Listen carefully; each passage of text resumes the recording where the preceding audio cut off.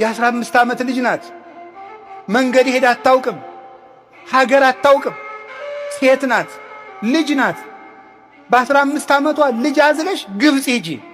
እንዴት ያለ መከራ ነው እናንተ! ወደማታውቀው ሀገር መንገድ ሄዳ ማታውቅ ልጅ፣ የአንድ ልጅ እናት አባት የሌላት ወደማታውቀው ሀገር በምንድን ነው የምትሄደው? መኪና የለም፣ ፈረስ የለም፣ በቅሎ የለም፣ ሰረገላ የለም፣ በአህያ ለዚያውም በእስራኤል የክረምት ወራት በረዶ በበዛበት ሄዳስ ግብፅ የምታርፈው ወማን ቤት ነው? የትም ማረፊያ የሌላት። ለዚህ እኮ ነው ሊቁ እናቴ አንቺን ግብፅ ስትሄጂ ዓለም እንደጠበበሽ ሁሉ የኔ እናት እኔን ይጥበበኝ አላት ሊቁ።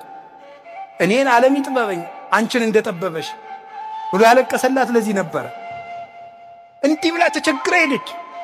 እሺ 700 ኪሎ ሜትርን በእግርሽ ሂጂ። እሺ እማን ቤት ነው የማርፈው? መንገድ ላይ ሴት ነው የማርፈው? የለም። የወለድሽው ልጅ ዓለምን የሚያጠግብ ነው፣ ግን ደግሞ እንጀራ ትለምናለች። የወለድሽው ልጅ ለዓለም ሁሉ የሕይወት ውሃ ነው፣ ውሃ ይጠማታል። በእግሯ ትሄዳለች፣ አውሬ ያስደነግጣታል።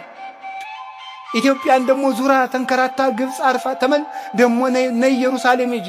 እሺ ተመልሳ መጣስ ደግሞ ያንን ለፍታ ያሳደገችው ልጇን ደግሞ ልንሰቅልብሽ ነው ተባለ።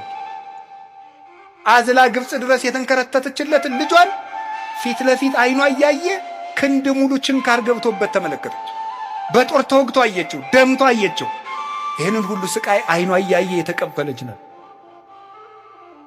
ግን ደግሞ በዚያው አይኗ ደግሞ ተነስቶ አየችው፣ አርጎ አየችው።